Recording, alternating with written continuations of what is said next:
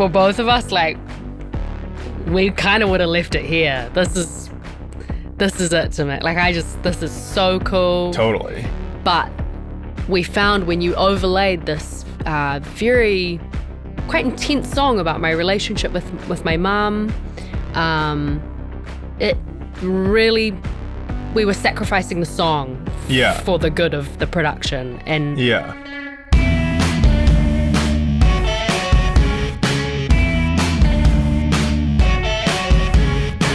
This episode is being supported by Tape It, the iPhone recording app made for musicians by musicians.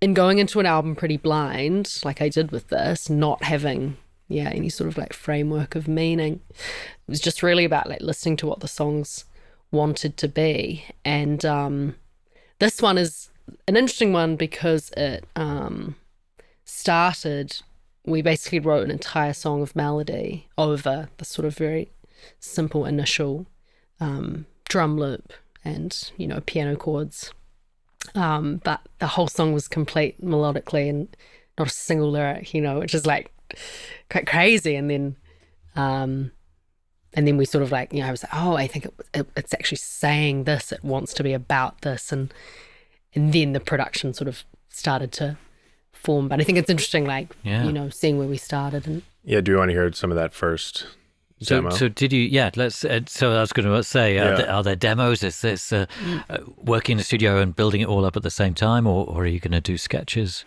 Yeah, I mean, this one. I mean, there was like that time we worked at Electric Light in New York in like summer 22, where I had some of the like beginning of this.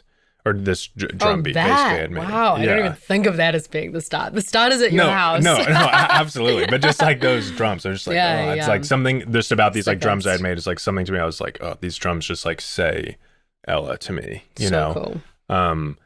But yeah, like the first, like it didn't take in the first attempt. But yeah, here we go. But when it did start to take, this is what it was.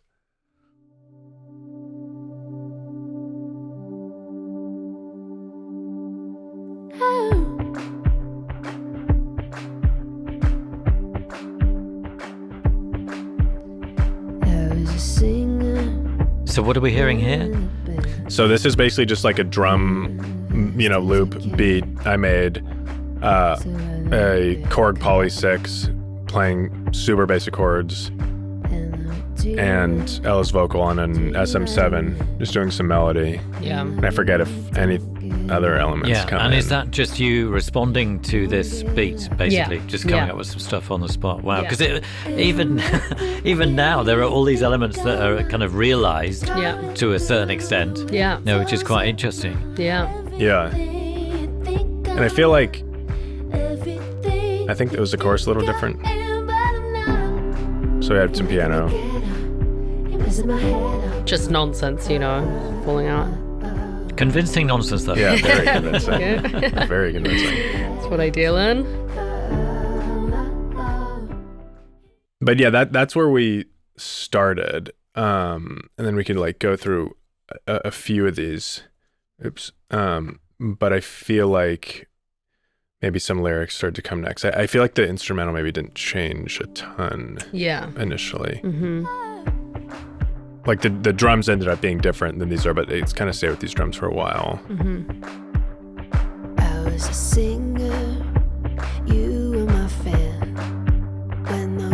So I'm just sort of starting to so in that lyric, was that the first lyric that came through? Yeah, I just all of a sudden was like, I think I'm singing about my mom. I could hear it before it was there in the lyrics, and so I tried to have the lyric say what the melody was saying, which is sort of a cool backwards approach for me. And a lot of this stayed the same. Mm-hmm. But yeah, then I think still the chorus. And that, just the like warmth of that Poly 6, like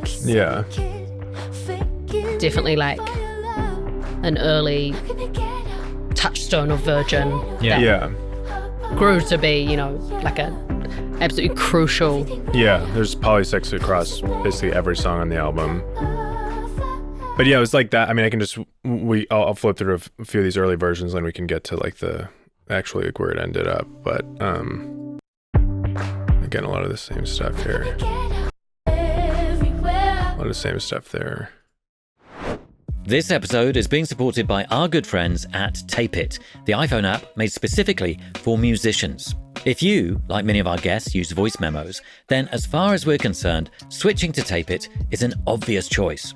It's free, and there are a load of features you won't find on Apple's Voice Memos app, including the ability to record straight from your lock screen, set markers, add notes, include photos of settings, and you can easily import your old voice notes, sync to the cloud, and create shared playlists with co-writers and bandmates. So head to the link below to install the app now. And if you want even more, check out Tape It Pro and use the promo code TAPENOTES to receive a whopping 20% off.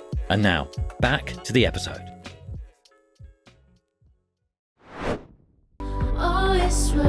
And is the piano a real piano, or is it? Yeah, that was just an upright at my studio. Okay, then we started to like change up a bit here. I mean, this is just some like, evolution here basically. And this is when we started bringing some Moog. Yeah. Just kind of bass stabs in. Some little vocal samples. I'll just play it through.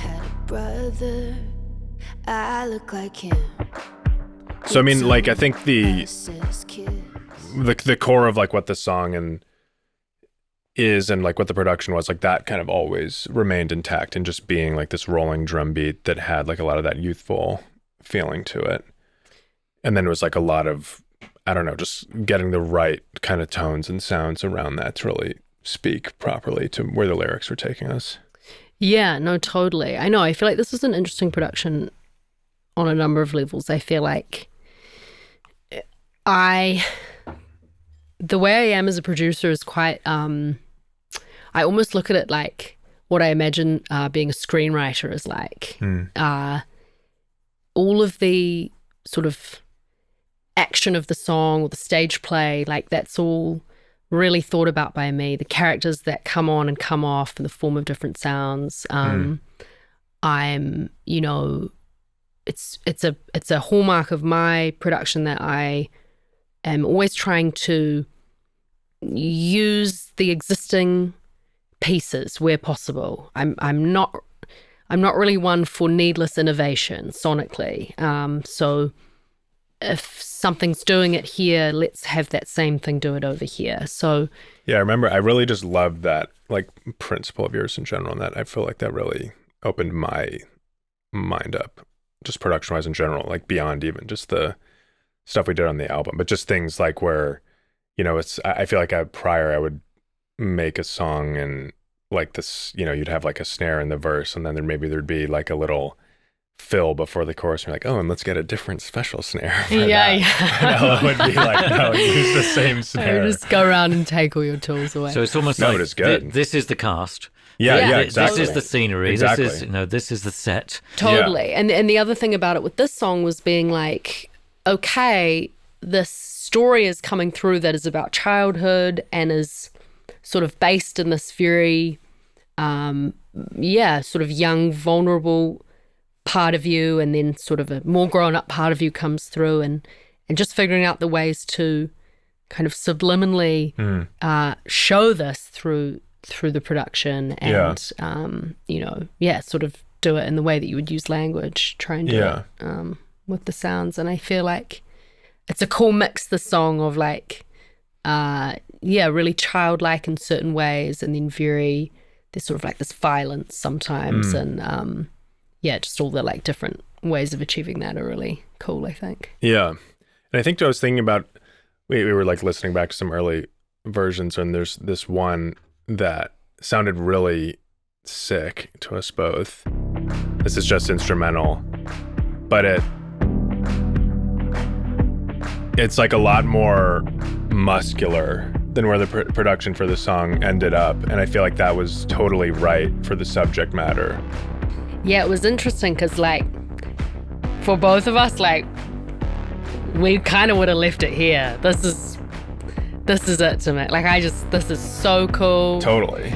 But we found when you overlaid this very quite intense song about my relationship with my mum, it really, we were sacrificing the song for the good of the production. And I think that's sort of what made the song so difficult to produce, was actually really having to be like, and we have to be different to the song here. Absolutely.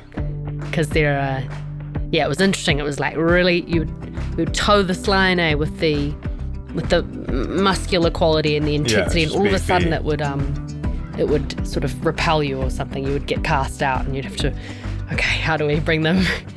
How do we not have the listener defend against the song because of the full-bodied, shit we're trying to do with the Moog and the No, this stuff is like, it's awesome, but it is like kind of, it's like dirty and like sludgy, got a little bit dark, a little bit sludgy, and these drums, I love them so much. I'm still like, maybe we'll use them. There's an alternate version.